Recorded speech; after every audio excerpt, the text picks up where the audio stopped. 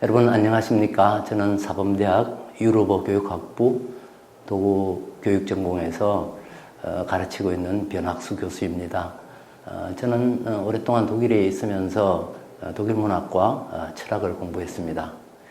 어쩌다가 이번 기회에 특히 지금 프리드리히 니체의 자라투스트라는 이렇게 말했다도 다시 번역하는 과정에 있는데, 특히 이 데미안을 통해서 니체를 보게 된 것이 이 책을 번역하게 된 계기였는데요. 우선 헤르만 헤세에 대해서 잠깐만 설명하자면, 헤세는 이 책을 1919년 거의 이제 104년 되었는데요. 자기 삶에 있어서 특히 학교 다닐 때 여러 가지 받은 고난에 대해서, 또 자기의 어떤 내적으로 원하는 어떤 자기 소망과 이런 것을 이루기 힘든 상황에서 이 작품을 썼습니다. 헤세는 1877년에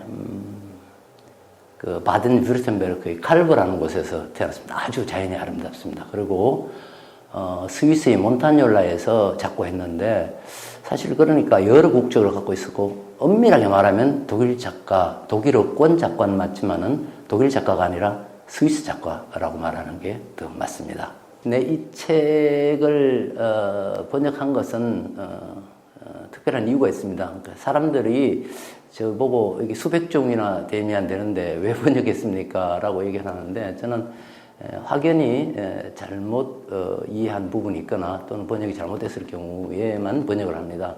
이 고전은 특히 이 책에서 제가 주목한 것들은 이겁니다. 우선 기존의 많은 번역들이 가톨릭인 것처럼 가톨릭 용어를 많이 사용했습니다. 이를테면 견진성사라는 이런 말은 그것은 적절한 말이 아닙니다. 그것은 견진성사가 아니라 입교식이라고 보통 개신교에서 말하는데요. 그래서 전적으로 개신교 분위기로 했고요. 그 다음에 만약에 이 작품에 어떤 또 다른 특징적인 면이 있다면, 헤세가 아주 내면적으로 말하자면은 마단조 또는 그 작품에도 나옵니다만 이렇게 북스테후드의 파사칼리아 또는 마테순환곡, 이런 분위기로 책이 번역되어 있다고 생각을 했습니다.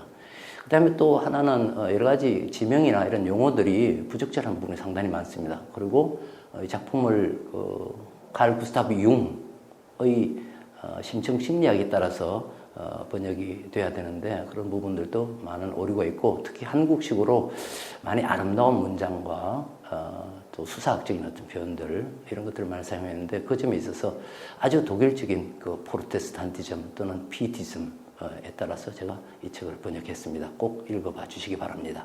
네, 보기에 따라 많이 다르겠지만은, 첫째 이 책 제목이 데미안입니다. 이 데미안은 우리 한국에서는 데미안이라고 말을 하는데 사실은 데미안인데, 이것은 그리스의 다이몬 신, 여러분 다이몬이라면은 아마 놀이 카드에서도 자주 나오는데요. 같은 말인데, 사실은 선과 악을 대변하는 그런 신은 아니었습니다. 그리스 시대는. 그러니까 초자연적인 아주 우리의 어떤 모든 욕망, 소원 이런 것들을 다 주관하는, 다시 말해서 행복과 불행을 다 주관하는 신이었었습니다. 그래서 이제 행복을 주관하면은 오이다이모니아라고 했고요.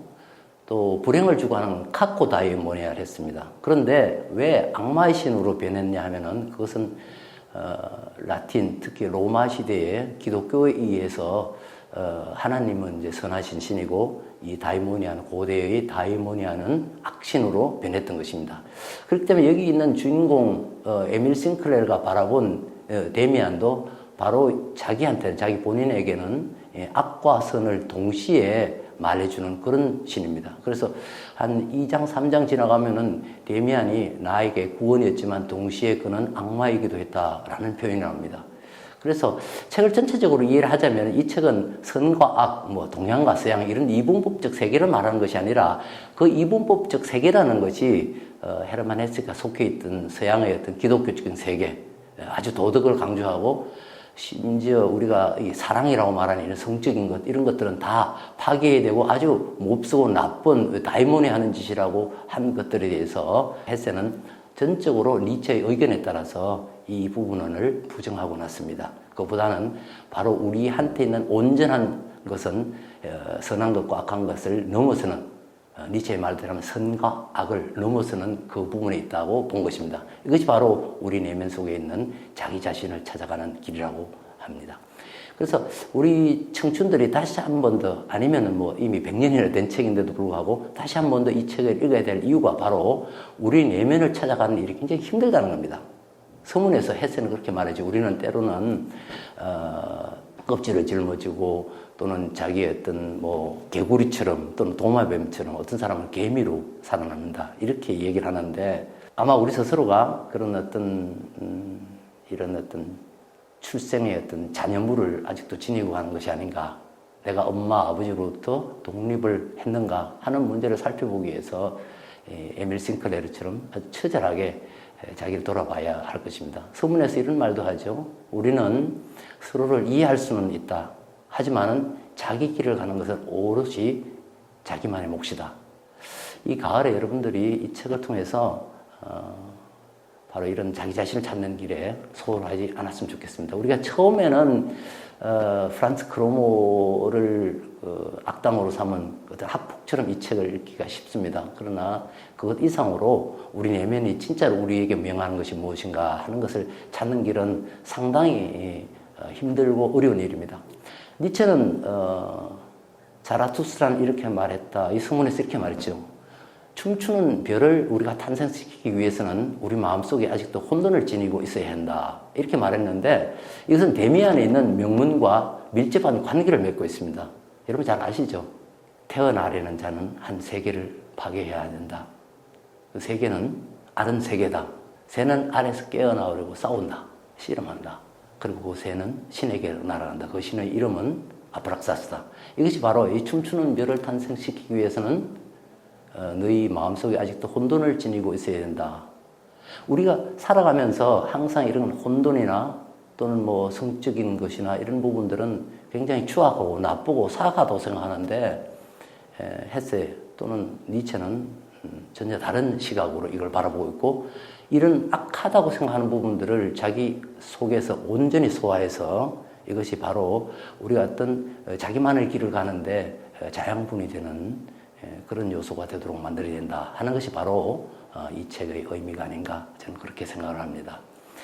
나중에 조금 더 많은 시간과 기회가 있다면 여러분들한테 이 책에 대해서 아주 자세하고 세밀하게 하나씩 둘씩 이해할 수 있는 그런 시간을 갖도록 하겠습니다. 감사합니다. 우선 책을 읽을 때는 대체로 이제 우리는 인터넷에 나온 내용들을 갖고 합니다. 그러면은 그 인터넷에 나오는 내용들이 어떻게 진실하다는 것을 이제 우리가 스스로 이제 파악할 수가 없습니다. 특히 또 자기 자신에 대해서 말할 때는 더욱 더 그렇습니다. 소크라테스는 너 자신을 알라고 말했는데 사실 자기 자신을 아는 것은 불가능하기 때문에 그렇습니다. 꼭 철학적으로 말하자면은 우리가 누군지를 알기 위해서는 우리는 우리 자신이 아니어야 됩니다. 왜냐하면 내가 벌써 나에 대해서 말하는 순간 우리는 어떤 감정과 충동에 휩싸여서 말을 하기 때문에 자기한테 유리한 방향으로 얘기를 합니다. 그죠? 그렇기 때문에 남의 얘기가 잘 들리지 않습니다. 그럼 내가 내 아닌 관점이 되기 위해서는 철저하게 다른 사람의 관점을 찾을 수 있도록 노력해야 됩니다. 인터넷에 나오는 얘기를 갖고 이것이 진실이다 아니다 말할 수가 없습니다. 이 작품도 마찬가지입니다. 여러분들이 하나씩 둘씩 지금까지 갖고 오던 어떤 시각, 관점을 벗어나서 새로운 관점으로 보이기 시작할 때, 나 자신을 객관화할 때, 내가 나르시시즘에서 벗어나서 나를 다시 한번 바라볼 때, 또 내가 지금 악이라고 생각했던 것을 그것이 나의 삶에 아주 필요한 부분이라고 생각할 때 우리는 한 작품을 또는 한 사람을 새로 다르게 옳게 이해할 수 있는 것입니다. 예, 지금까지 헤르만 헤세의 데미안 번역자 변학수 교수였습니다. 여러분 감사합니다.